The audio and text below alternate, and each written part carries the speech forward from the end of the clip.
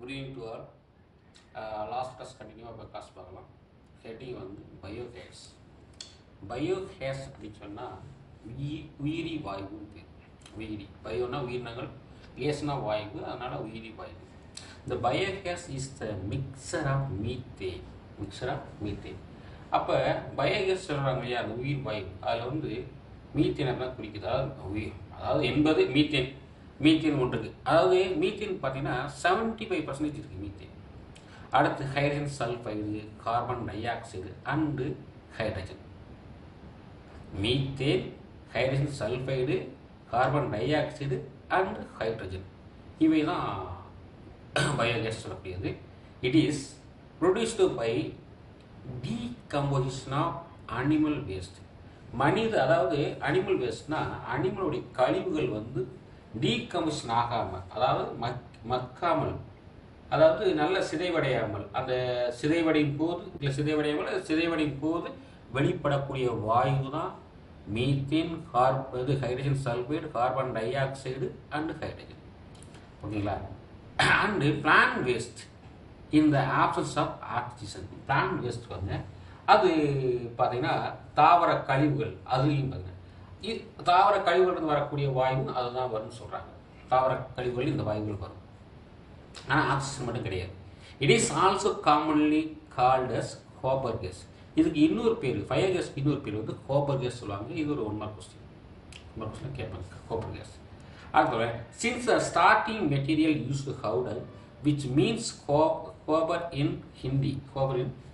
என்ன சொல்கிறாங்கன்னு பார்த்தீங்கன்னா, இவை ஹோபர் கேஸ் வந்து ஹிந்தி, அதாவது ஹிந்தியில் வந்து மாட்டுச்சாணம் என்று அழைக்கப்படுது. ஹோபர் கேஸை வந்து ஹிந்தியில் வந்து மாட்டுச்சாணம், ஹோபர்னா மாட்டுச்சாணம் என்று பெயர். ஓகேங்களா? அது ஒரு 1 மார்க் கொஸ்டின் பார்த்து தெரிஞ்சுங்க.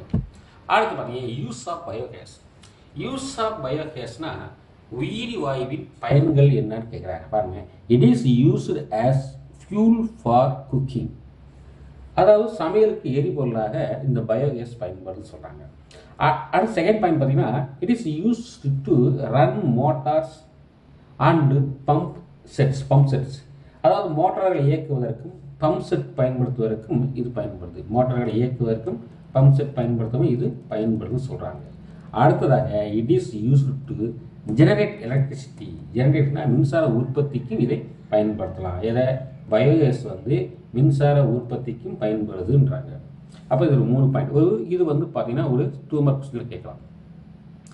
யூஸ் ஆஃப் பயோகேஸ்னா ஃபியூல் ஃபார் குக்கிங், அதே மாதிரி run of motor and pump sets, it is use to generate electricity. அடுத்து பாருங்க, அட்வான்டேஜஸ் ஆஃப் பயோகேஸ்.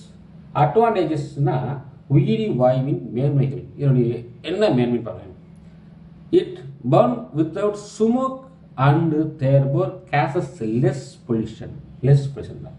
இவை எரியும் போது புகை வெளிவராது. எரியும் போது என்ன சொல்றாங்கன்னா புகை வெளிவராது, எனவே குறைந்த மாசினை உண்டாக்குது. அதனால பயோகேஸை யூஸ் பண்ணலாம்.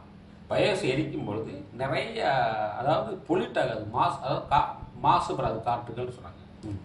அதாவது மாசுகள் அதிகமாக வெளிவராது. அடுத்து பாருங்க, an excellent way to get rid organic wastes like bio waste and sewage material. பயோவேஸ்ட் இப்போ உயிர் கழிவுகள் மற்றும் கழிவுப் பொருட்கள் போன்ற கழிவுப் பொருட்களை சிதைவடை செய்வதற்கு இது சிறந்த வழின்றாங்க. என்ன சொல்றாங்க பார்த்தீங்கன்னா, சில பொருள்களை சிதைவடைய செய்வதற்கு, அதாவது வேஸ்ட் பாருங்க, waste like bio waste and sewage material, இவைகளை வந்து மக்க செய்வதற்கு இது ஒரு சிறந்த வழி சொல்றாங்க. அடுத்து பாருங்க, left over the slurry is good manure in rich nitrogen and phosphorus. Nitrogen and phosphorus என்ன சொல்றாங்கன்னா, ஸ்லாரின்னா ஸ்லோரின்னா படியும் கழிவுகள், அதாவது வீல் வடிவாக இப்போ பயோகேஸ் உருவாகுவாங்க. அப்போ படிவாக வெளியேறக்கூடியது வந்து அதிகமான நைட்ரஜன் பாஸ்பரஸ் இருக்கின்றாங்க. அதே மாதிரி பயோகேஸை பயன்படுத்தும் போது பாருங்க, it is safe and convenient to use. இதை வந்து பயன்படுத்தும் பொழுது பாதுகாப்பாக வசதியானதாக இருக்குன்னு சொன்னாங்க. It can reduce to amount of green house gases emitted. இது வந்து நம்ம அந்த பயோகேஸை பயன்படுத்தும் போது இதிலிருந்து பசுமை நிற வாயுக்கள், கிரீன் ஹவுஸ் கேஸ் வந்து எமிட் ஆகாது, அதாவது வெளியேறாது, அது பெரும்பாலும் குறைக்கப்படும் சொல்கிறாங்க. ஓகேங்களா? இதெல்லாம் வந்து பார்த்தீங்கன்னா பயோகேஸ் யூசஸ், அதேமாதிரி பயோ அட்வான்டேஜ் எல்லாம் சேர்த்து ஒரு 5 மார்க் கேட்பாங்க, படிச்சுக்கணும். அடுத்த ஹெட்டிங் பாருங்கள். அடுத்த ஹெட்டிங் பார்த்தீங்கன்னா சேல் கேஸ் சொல்லுவாங்க இல்லைங்களா. சேல் கேஸ் அப்படின்னு சொல்லக்கூடியது வந்து சேல் கேஸ் சொல்கிறேன். Sale refers to the soft finally stratified sedimentary rock. அதாவது சேல் கேஸ் எனப்படுவது என்னன்னு பார்த்தீங்கன்னா, சேல் கேஸ் எனப்படுவது என்னன்னா, பூமிக்கு அடிப்புறத்தில் பூமிக்கு அடியில் அமைந்துள்ள சேறு மற்றும் தாதுப்புகள் அடங்கிய மென்மையான பாறை அடுக்குகளை தான் சேல் சொல்கிறோம். சேல் ரெஃபர் என்னென்னா finally stratified sedimentary rock that formed on the compaction of small old rocks containing mud and minerals. அப்போ சேல் கேஸ் என்னன்னு கேட்டாங்கன்னா, அதாவது மற்றுன்னு சொல்லக்கூடிய சேரு, மினரல் சொல்லக்கூடிய தாதுப்பு, இது ரெண்டும் சேர்ந்து பூமிக்கு அடியில், அதாவது இது ரெண்டும் சேர்ந்து பூமிக்கு அடியில் வந்து ஒரு சுமால் ராக்காக ஃபார்ம் ஆகிருக்கும். அதுக்கு பேர் தான் shale gas. Such as quartz and calcite trapped beneath earth surface. என்ன சொல்கிறாங்க பார்த்தீங்கன்னா, இது வந்து அந்த பாறைகள் அடங்கிட்டு பாருங்க. இது வந்து பார்த்தீங்கன்னா உள்ளுக்குள்ள இந்த அடுக்கின் இடையில வந்து துளைகள் எண்ணெய் மற்றும் வாயுக்கு நிரம்பிருக்கு. இதுக்கு இடையில வந்து பார்த்தீங்கன்னா ஃபுல்லாகவே calcite such as quartz and calcite trapped beneath earth surface இருக்கிறது. இந்த ராக்கில் வந்து fossil fuels like oil and gas force, அந்த ராக்கு காணக்கூடிய துளைகளில் வந்து ஆயிலும் கேஸும் நிரம்பியிருக்கு, காயிலும் நிரம்பி. அப்போ அந்த சேல் கேஸ் எங்கே பூமிக்குள்ளே இருக்குன்றாங்க, ஃபினித்னா உள்ளே ஊடுருவி இருக்குன்றாங்க. அது வந்து இந்த சேல் சொல்லக்கூடிய எதனால் உருவாக்கப்படுதுன்னா மற்றொன்று மினரல்ஸ்னால் உருவாக்கப்பட்டது. அதில் அந்த பாறை காணக்கூடிய துளைகளில் வந்து ஆயில் அண்ட் கேஸ் நிரம்பி இருக்குன்றாங்க. ஓகேங்களா. இந்த fuel is extracted by a technique called hydraulic fracturing. அப்போ இந்த பாறையை உடைப்பதற்கு ஹைட்ராலிக் ஃப்ராக்சரிங், இந்த வாயுக்கள் மற்றும் எண்ணெயை வெளியெடுக்க, அந்த பாறையில் இருக்கக்கூடிய கேஸையும் எண்ணெய் வெளியெடுக்கணும்னா ஹைட்ராலிக் பிரச்சனை, அதாவது drilling R well boring sedimentary rocks. அதில் வந்து நம்ம போர் போட்டோ இல்லை இது தொலை போட்டோ எடுக்க முடியும்னு சொல்கிறாங்க. As well as the layer reach the productive reservoir layer. அப்போ போர் போட்டோ அல்லது எனது ஆழமாக துளையிட்டோ அதை எடுக்கலாம் அப்படின்னு சொல்கிறாங்க. அடுத்து பாருங்க, environmental concerns of cell gas. அடுத்த கட்டிங் வந்து, அதாவது செயல் வாயுனால் உண்டாகும் சுற்றுச்சூழலை பற்றி நம்ம படிக்க போகிறோம். பாருங்க, shale drilling could affect ground water reservoirs. இந்த சேல் வாயு பாருங்க, அதை வந்து இடப்படும் துளைகள் வந்து நிலத்தடி நீரில் மெதுவாக பாதிக்குது. அதாவது சேல் கேஸ் வந்து நம்ம ட்ரில் பண்ணும்போது, அதாவது இடப்படும் துளைகள் வந்து நிலத்தடி நீர் மட்டத்தை பாதிக்குது. Which can contaminate the drinking water resource and also affect the fertility the soil. அதாவது நம்ம சேல் கேஸ் எடுப்பதற்காக போர் போட்டோம்னா அது குடிநீரை பாதிக்கும், அதாவது அங்கே நிலத்தடி நீரை பாதிக்கும். அதனால வந்து மண் வளத்தையும் பாதிக்குது, அது வந்து மண் வளத்தையும் பாதிக்கின்றாங்க. அடுத்து பாருங்க, million gallons of water is needed break release the shale gas. அப்போ அந்த சேல் கேஸை வெளியெடுக்கிறதுக்கு, சேல் கேஸையோ அல்லது அது இருக்கக்கூடிய ஆயில் வெளியெடுக்கணும்னா நம்ம வந்து போர் போடுறோமா இல்லையா, போர் போடும்பொழுது நிறைய வாட்டரை பயன்படுத்தணும், அதிக அளவு வாட்டர் தேவைப்படுது சொல்கிறாங்க. அதை உடைக்கிறது, பாறையை உடைக்கிறது அதிக அளவு வாட்டர் தேவைப்படுது. Which in turn has effect of water table. அதனால நீர் மட்டத்தை வெகுவாக பாதிக்கும்னு சொல்கிறாங்க. ஓகேங்களா. அடுத்த ஹெட்டிங் பார்த்தீங்கன்னா விண்ட் எனர்ஜி. அடுத்து என்ன பார்க்க போனால் விண்ட் எனர்ஜி சொல்லுவோம். அப்போ விண்ட் எனர்ஜி சொல்லக்கூடியது பாருங்க, விண்ட் எனர்ஜி சொல்லக்கூடியது காற்று, அதாவது பாருங்க காற்றாலை சொல்லுவாங்க. விண்ட் எனர்ஜி வந்து காற்றாலை. இந்த காற்றாலை பற்றி பாருங்க, இந்த kinetic energy possessed by the wind due to the high speed. காற்றாலை என்பது காற்றால் உந்தப்படும் ஆற்றலான சுழற்சி, ஆற்றலாக மறப்பது. அப்போ விண்ட் எனர்ஜினா ஒரு கைனடிக் எனர்ஜின்னு சொல்லுவாங்க. ஏன்னா ஒரு ஸ்பீடாக வந்து உந்தப்படும் பொழுது காற்றாலை ரொட்டேட் ஆகுது. அப்படி ரொட்டேட் ஆகும்போது உருவாக்கக்கூடிய ஆற்றல் தான் இல்லை கிடைக்கக்கூடிய சுழற்சி, அந்த ஆற்றலால் உந்தப்படுது. அப்படி ஆற்றலாக மாறப்படுவதற்கு நீளமான ரெக்கைகள் வேணும். ஓகேங்களா. That can be converted in mechanical power by wind turbines பேர் வேணும். அப்போ ஒரு காற்றை உந்தப்படுவதற்கு நீளமான இறக்கைகள் இருந்தால் போதும். இறக்கைகள் மூலமாக இந்த ஒன்று சொல்வது. இந்த எனர்ஜி, இந்த wind energy can be used for, பாருங்க, இந்த விண்ட் எனர்ஜி இஸ் யூஸ்டு எதுக்கு பயன்படுதுன்னா ஜெனரேட்டிங் எலக்ட்ரிசிட்டி, கரண்ட் தயாரிக்கப்படும்போது, run of water pumps, flour mills. Water mills அதாவது பார்த்தீங்கன்னா ரன் ஆஃப் வாட்டர் பம்ப்ஸ் இயக்கவும், அதே நேரத்தில் ஃப்ளோர் மில்ஸுக்கு பயன்படுது. ஃப்ளோர் மில்ஸ் சொல்கிறாங்க இல்லையா, இதுக்கெல்லாம் நம்ம இதை பயன்படுத்திக்கலாம். இதனுடைய அடுத்து பாருங்க, அடுத்து rotationary motion and wind mills use to draw the water from wells. இது வந்து பார்த்தீங்கன்னா மின்னியக்க செயல்பட்டு மின்சாரம் ஒன்றோடு இணைக்கப்பட்டு வர்த்தக ரீதியில் மின்சாரம் உற்பத்தி செய்யப்படுது, வர்த்தகத்துக்காக. அப்போ இந்த காற்றாலை சொல்லக்கூடியது ஒரு வேகமான ஒரு இறக்கைகள் மீது மோதி அவற்றை சுழல் செய்து, இதை சுழல்வதால் மின்னாற்றல் உற்பத்தி செய்யப்படுகிறது. ஒவ்வொரு காற்றில் இருந்து உற்பத்தி செய்யப்படும் அந்த மின்னாற்றல் வந்து சேல்ஸுக்கு பயன்படுத்த சொன்னாங்க. வர்த்தக ரீதியாக பயன்படுத்தலாம். அடுத்து பாருங்க, அடுத்து விண்டு மில். அடுத்து என்ன பார்க்கணும், நம்ம விண்டு மில்லை பற்றி பார்க்கணும். ஓகேங்களா, விண்டு மில் பாருங்க. இப்போ விண்டு மில் சொல்லக்கூடியது தான் பார்த்தோம் இல்லையா, விண்டு நினச்சி பார்த்தோம். இப்போ விண்டு மில், இதனுடைய விண்டு மில் பார்த்தீங்கன்னா, அந்த wind mill is machine convert energy into rotational energy by board blade rotating axis. இப்போ அந்த விண்டு மில்லில் வந்து காற்றாலை அந்த இருக்கு பாருங்க, அந்த அது வந்து ஒரு அச்சில் இணைக்கப்பட்டிருக்கு. When the flowing air strikes blade, அப்போ அந்த காற்று வந்து அந்த பிளேட்டில் மோதும் பொழுது இந்த விண்டு மில் வந்து ரொட்டேட் ஆகுது. இந்த ஃபோர்ஸ் பிளேட்ஸ் ரொட்டேட், அந்த பிளேட் வந்து ரொட்டேட் ஆகும். இந்த இதில் வந்து இதுதான் காற்றாலை பிளேட்டு. இதில் காற்று வந்து வேகமாக மோதும்போது அது ரொட்டேட் ஆகும். அப்படி ரொட்டேட் ஆகும் பொழுது அது ஆட்டோமேட்டிக்காக என்ன செய்யுது, ரொட்டேட் ஆகுது. வேகமாக ரொட்டேட் ஆகும்போது ஜெனரேஷன் ஆஃப் த எலக்ட்ரிக், அதுலேருந்து கரண்ட் உற்பத்தி பண்ணப்படுது. ஜெனரேஷன் எலக்ட்ரிசிட்டி ப்ரொடியூஸ் ஆகுது. இந்த energy output from the each wind mill to the electricity commercial ஸ்கேல்னா, இது வந்து நம்மளுக்கு வர்த்தக ரீதியாக நம்மளுக்கு மின்சாரம் உற்பத்தி செய்யப்படுகிறது. வர்த்தக ரீதியாக மின்சாரம் உற்பத்தி செய்யப்படும் சொல்கிறாங்க. அதே மாதிரி இந்த காற்று ஆற்றல் வந்து நமக்கு எதுக்கு பயன்படுதுன்னு பார்த்தீங்கன்னா, இங்கே கொடுத்துருப்பாங்க காற்றாற்றல் எதுக்கு பயன்படுதுன்னு பார்த்தீங்கன்னா கரண்ட் தயாரிக்க. அதே மாதிரி ரன் ஆஃப் வாட்டர் பம்ப்ஸ்னால் நீர் உந்திகள், அதே மாதிரி அரவை மில்களில் பயன்படுத்தலாம்ன்றாங்க. அடுத்த கட்டிங் பாருங்க, வாட்டர் எனர்ஜி. அடுத்து என்ன பார்க்கணும், வாட்டர் எனர்ஜியை பற்றி பார்க்க போகிறோம். வாட்டர் எனர்ஜினா என்னென்னு பார்த்தீங்கன்னா நீர் ஆற்றல் பற்றி பார்க்கணும். என்னது, நீர் ஆற்றல். இப்போ சரி, இதில் ஒரு கட்டிங் பார்க்க மாட்டோம் பாருங்கள். அட்வான்டேஜ் ஆஃப் விண்ட் எனர்ஜி பாருங்க. Wind energy is free, eco friendly, renewable source of energy. அப்போ இது வந்து காற்றாற்றல் வந்து ஒரு விலை இல்லாதது. காற்று மூலம் கிடைக்கக்கூடிய எனர்ஜி வந்து ஒரு விலையே கிடையாது, விலை கொடுத்து வாங்க வேண்டிய அவசியம் கிடையாது. ஆனால் திரும்ப புதுப்பிக்கக்கூடிய ஒரு ஆற்றல்.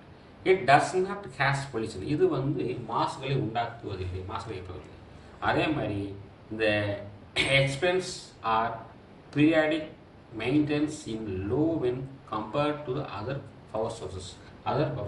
இதை வந்து இவை பிற மின்னாற்றல் உற்பத்தி நிலையங்களை ஒப்பிடும் பொழுது, பிற பார்த்தீங்கன்னா மின்சார உற்பத்தி பிற நிறைய அதாவது மின்சார உற்பத்தியில் நிறைய நிலையங்கள் இருக்கலாம். ஆனால் அதோடு ஒப்பிடும்போது இது பெஸ்ட்டுன்னு சொல்கிறாங்க. இது செலவு மிக குறைவு அப்படின்ட்டாங்க.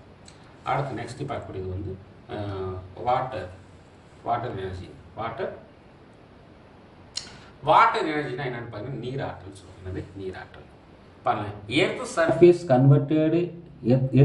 Converted into nearly 71% of water. எர்த்தில் வந்து பார்த்தீங்கன்னா 71% நீரால் ஆனதுன்னு சொல்கிறாங்க. அதே மாதிரி ஹேண்ட்ஸனிங் the energy from the flowing water. அதே நேரத்தில் நீர் வந்து இப்போ பாருங்கள், ஓடு நீரிலிருந்து பெறப்படும் ஆற்றல் மின்சாரம் தயாரிக்க பயன்படுது. அவர் ஹேண்ட்ஸனிங் த எனர்ஜி ஃப்ரம், ஹேண்ட்ஸனிங் எனர்ஜினா இப்போ வந்து நம்ம ஆற்றல் எதுன்னு இருக்குன்னு பார்த்தீங்கன்னா ஓடு நீர் ஃப்ளோவிங் வாட்டர் வந்து எடுக்க போகிறோம், கேன் பி ப்ரொடியூஸ் எலக்ட்ரிசிட்டி. அப்போ வாட்டர் வந்து ஃப்ளோ ஆகும்பொழுது அதுலேருந்து மின்சாரம் எடுக்கிறோம்னு சொல்கிறாங்க. ஓகேங்களா, அந்த அப்போ பாருங்கள் வாட்டர் வந்து இப்படி வழிநடக்கும் போது இருக்கலாம். த டெக்னிக் இஸ் ஹேண்ட்ஸன் water energy is hydro power. இதுக்கு பேர் தான் கருது ஹைட்ரோ பவர் சொல்கிறாங்க. அதாவது ஹைட்ரோ பவர் சொல்லுவாங்க. இது ஒரு 2 மார்க் கொஸ்டின். ஹைட்ரோ பவர் என்னென்னு கேட்டால் வழிந்தோடக்கூடிய நீரிலிருந்து மின்சாரம் எடுக்கப்படுகிறது. அடுத்து பாருங்கள், இந்த electrical energy derived from water flow, water falling the height அப்போ அதிகமான உயரத்துலேருந்து வாட்டர் கீழே விழுகும்போது அது வந்து என்ன செய்யலாம் நம்ம மின்சாரம் எடுக்க முடியும். ஹில்லி ஏரியாஸ், ஹில்னா மலை ஏரியாவிலிருந்து suitable for the purpose their continuous flow the water large amount of falling high slabs.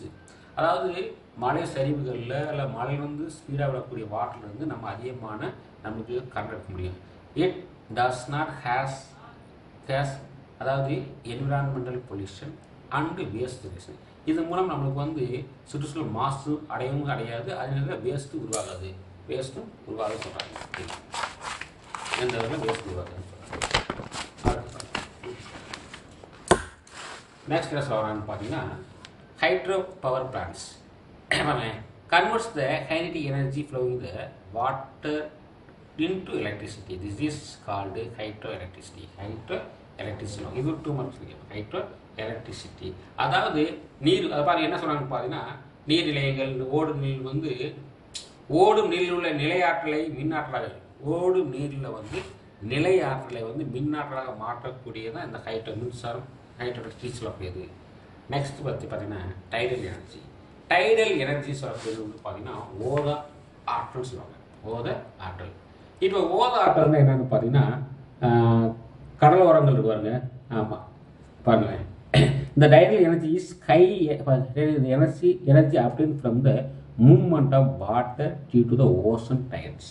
என்ன சொல்கிறாங்க பார்த்தீங்கன்னா, வாட்டர் மூவ் ஆகும்போது அதிலிருந்து உருவாக்கக்கூடிய ஆற்றல் தான் டைடல் எனர்ஜின்னு சொல்லக்கூடியது.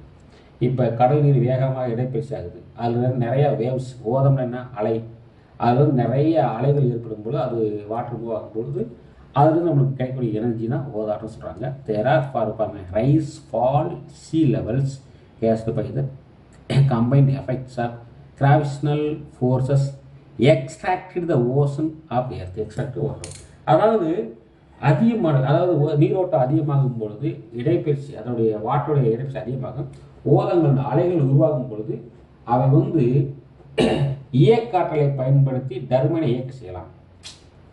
அது எந்த அளவுக்கு அலைகள் மேல் நோக்கி எழுதோ அப்படி மேல் நோக்கி எழும் பொழுது டர்பன் வந்து ரொட்டேட் ஆகும். டர்பன் வந்து ரொட்டேட் ஆகும். Rotates and convert the tidal energy to electric.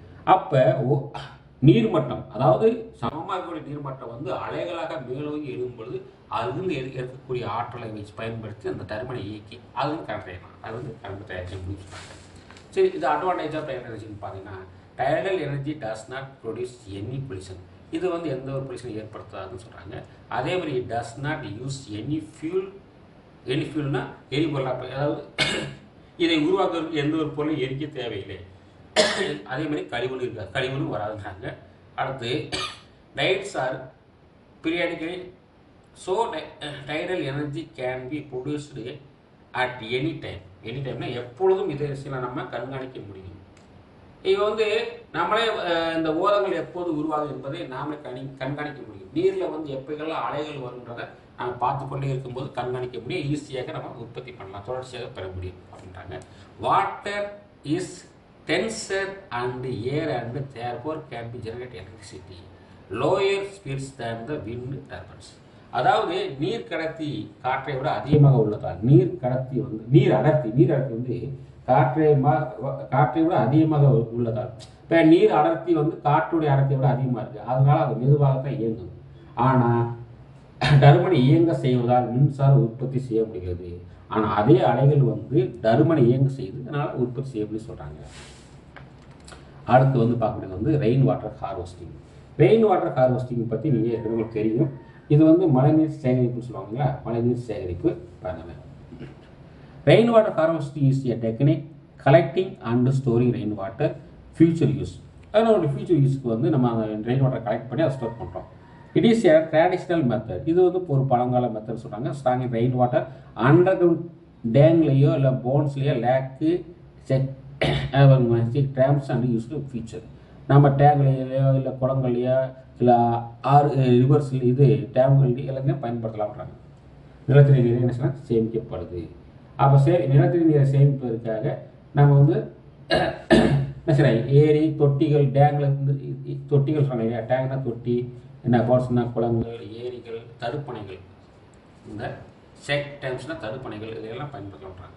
The main purpose of rainwater harvesting is to make rainwater பாருங்க பெர்குலேட் அண்டர் த கிரவுண்டு பாருங்க recharge the ground water table. பெர்குலேட்னா நம்ம அந்த நீரை வந்து என்ன செய்யலாம்னா நிலத்தடி நீரை மட்டத்தை உயர்த்த முடியும்.